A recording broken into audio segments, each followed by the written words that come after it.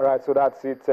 Some highlights from the Table Tennis Championship that got concluded in Abuja today. National Sports Commission, acting DG, Alassane Yakumo, talking about partnering to help discover future talents. We hope that will happen in the interest of sports in Nigeria. Once again, we congratulate all those who put that together and hope that the tournament continues to get bigger and bigger and continues to produce champions as we go on. All right, let's quickly now come to the next part of the show. Dum Nadio Konta has joined me now.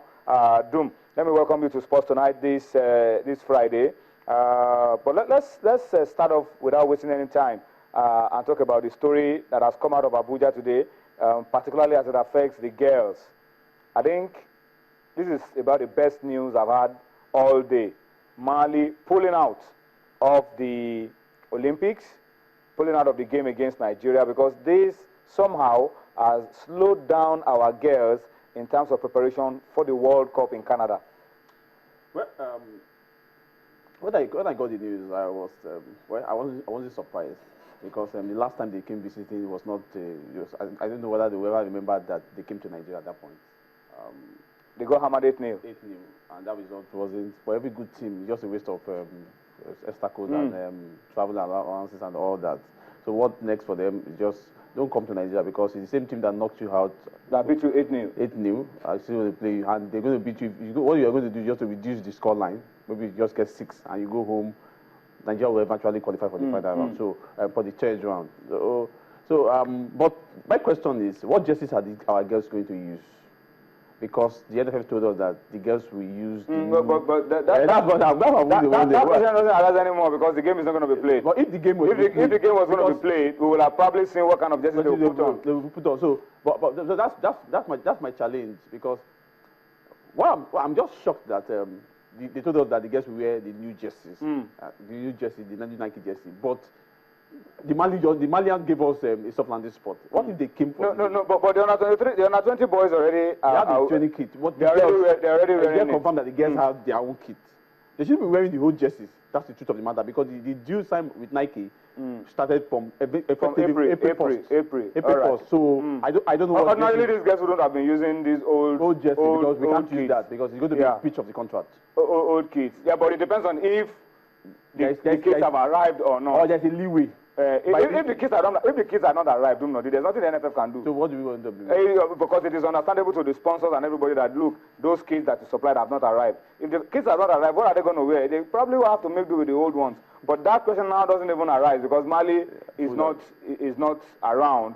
And so if we were going to use the old kids before, we've been saved by the fact that Mali pulled out. But I'm interested in now what is next for the girls, because this was slowing us down for preparations for the World Cup. Every time you ask, when are they going for a training tour?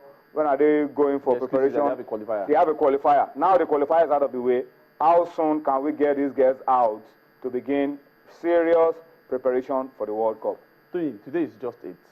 And maybe in 2 weeks' time or 3 weeks' time, we should be close to complete. Less than a month to the tournament. To the tournament. I don't know what the NFF is planning, because the excuse they gave was that their qualifiers.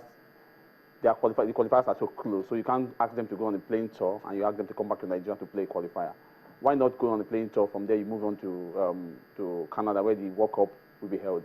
So, but now that the Malians are not coming, what is the alternative plan for? What are so that the NFF is planning that the girls will play Canada, they will play New Zealand. When they get to Canada for the World Cup. When are they going to Canada? Because you can't go to. When are they going to Canada? That's the big question. Because our final scores have not been released. That's the question. We see. But the deadline is. We still have the deadline. We still have the deadline. Other countries have released their final score. Those serious countries, United States, those are countries that are serious. Those ones know their team already. They know their team, but we should know our team. We had a team that went to the 20 World Cup, came second. The same girls, I think, 4 of the girls went to the African Women's Championship. We won. But you remember that the African Women's Championship, we went with the players that were available, because there were limited funds. The coach had to call a lot of domestic players. So who are the players that didn't go? Okay.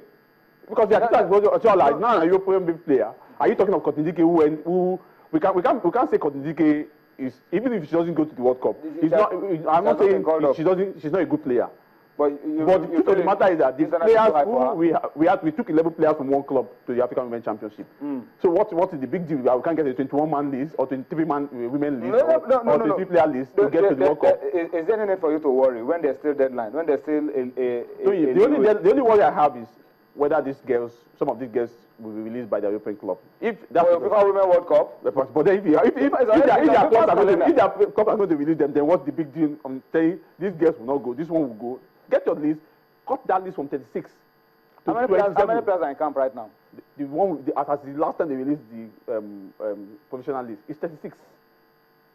So get from 36, get them back to 28 or 27. By then you know you are dropping just 6 players. For the World Cup, or we are going to 23. We are dropping just 4. So it's not a big deal. Japan released them just last week. United States are forgetting that they are going to the World Cup. Their mind is already in Canada. What is the big deal? Are you telling that we have more players than the United States? Anyway, the excuse that the coaches would have given you was that, look, we are preparing for qualifiers. And so, but now the qualifiers are over. We gave a better way of playing this qualifier. You saw the Malians. We didn't come with some of the big players didn't play. We gave them 8-0. So we can see confidence screens is there, national amazons is there. So even COG ladies can play these qualifiers. Even FC Robo in Lagos can play the qualifiers. Anyway, the challenge is for the Nigerian Football Federation now that these qualifiers are off. There have been some kind of distractions for the girls. The qualifiers are now off for the Olympics. We have one more round, but that will be in July. Mid-July. After the World Cup. So now the business of the Nigerian Football Federation is to get these girls ready for the World Cup. And I think the challenge that we're throwing to the NFF now is that let them get to Canada as quickly as possible. Let them tune off Africa and tune on the world, because what they will be doing at the World Cup is world issue. They are too good for Africa, but we still have a lot of work to do when we get to the world stage. So I think the challenge is for the NFF to quickly try and get these guys to Canada. Let us begin to face reality that will be playing the rest of the world at the FIFA Women's World Cup. All right, so we wish them the best of luck. Congratulations to Nigeria, qualifying for the 3rd round. The last time we didn't even qualify for the All Africa Games. We didn't qualify for the Olympics. But this time it looks like we are on the verge of doing both, qualifying for the Africa Games and qualifying for the Olympics. Let's come quickly now. Let's leave the girls on one side. The girls will sort themselves out. Globe Premier League match day 8. All right, so this is what a lot of people have been waiting for. Let me start by reading out the fixtures for you, and then I will just ask you to pick these games one after the other. Taraba will be playing Gabros on Sunday. All games on Sunday. That's a new trend now. Almost all our games are now on Sunday. I think that's a new trend. Eyimba will be playing league leaders Giwa in Aba on Sunday. Bayelsa United really struggling for their lives. You talked about pressure on the coach. They'll be taking on Dolphins. It's a South derby. That game will be in Ogara, in Delta State. Lobby Stars of Makurdi will be taking on El Kanemi Warriors of Maiduguri as well at their Paraku Stadium on Sunday. Aqua United against Atland of Owerri. Embattled. No. Wiki Toys. Sorry. That's a mistake. Aqua against Wiki. That's a mistake. And then you have Sunshine against 3S in Akure on Sunday as well. And then you have Warri Wolves against Nasarawa United on Sunday. Then let's see the other fixtures. Okay, we've made the correction now. Aqua against Wiki. Thank you for correcting that for us. Abia Warriors will be taking on Kwara United. And we have Kano Pillars against Sharks of Port Harcourt. And you have the big one, which is Rangers against Heartland of Owerri. That's a big one. Big game. Okay, let's talk very quickly. Rangers, Atlant. Ultimatum everywhere. The LMC today announced that Rangers cannot use those players that were given provisional clearance from Atlant. 3 of them. Osasokoro, Oji, Okagwe, Bobby Clement. They can't play. They can play, and even Eyimba will not be using Ifan Yanema and the other guy from Giwa against Giwa FC because they are playing this team. So these players are not going to be used in this game. So it means the Atlant and Rangers have to sort out the future of these players. No. There's no issue about. I think you because of the game, you can't play against your former club. Yeah, you can't play against your former club. Against a former club, so they cannot play. They cannot play the game. So I say, but you know, be a big worry for Coach Emefiele. Rangers. These were the players it took. Just 3 players shouldn't be the reason why Rangers are not doing well. You know, I knew Bobby Clements, a key member of the Atlant team last year. Osasoko has been has been a very vital part of Atlant in the last 4 seasons. Dumnodi. Okagbeoji is a very wonderful player. Dumnodi. Is that the reason why Rangers are the poorest defense in the league right now? The poorest defense in the league right now is Rangers. Rangers have been used to. They've not been used to starting very well. Just even last season they didn't start very well. But as we approach the second round, they start getting away victories. They won in against Crown in Ibadan. People felt that victory was shocking to Rangers to win against Crown. 3-0. So, but this is a team that's on the team position. We are putting pressure on their coach, and you know Rangers has had issues of who are their players. Now we are still mentioning again that 3 players are not going to be playing against Heartland, and this is going to be an Oriental derby, and it's against a team that if they come to Enugu, it's going to be their top. They are not pleasant visitors to Enugu. I remember that 3 seasons ago, Heartland beat Rangers in Enugu. So you could see how that pans out, and even this game against Gabros, Rangers was absolutely dismayed that game. Let's talk about Gabros. Gabros against Taraba United away from home. Gabros have surprised a lot of people this season. Last weekend they beat Enyimba 2-0, and people are beginning to take notice of Gabros that they're not going to be pushovers this season. They're not going to be pushovers. I want to see Gabros win on the road.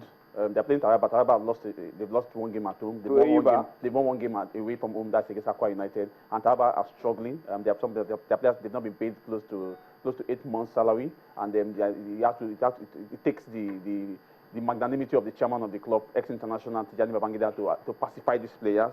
And I don't know whether the players can still raise the kind of morale they had against Sharks. They had to go into Port Harcourt. They got a 2-2 draw. They were a wonderful set of players. And low morale. They still went to Port Harcourt and got the result. So they are playing at home. They are playing at home. I don't know whether have their issues been resolved. Issues of I don't know whether that has been resolved because I've not gotten any report from the player that has. If not, the players would have said a lot of things. So, but Gabos need to do very well. But playing in Taraba looked like they're wounded so far. When they lost to Enyimba, that was because when they started, we said this was their punching above their weight. They were on top of the table. But when they lost to Enyimba, the result hasn't been good for Taraba FC. But against Sharks, I think that was a renaissance. That was renaissance. But I think for Gabos, they need to win. They need to win to see whether some of these things we are talking about Gabos, because all the big good results have been at home in Nnewi. They got a point of Bayelsa United. They got a point of Bayelsa United. That's of Bayelsa United. But I'm talking about critical point.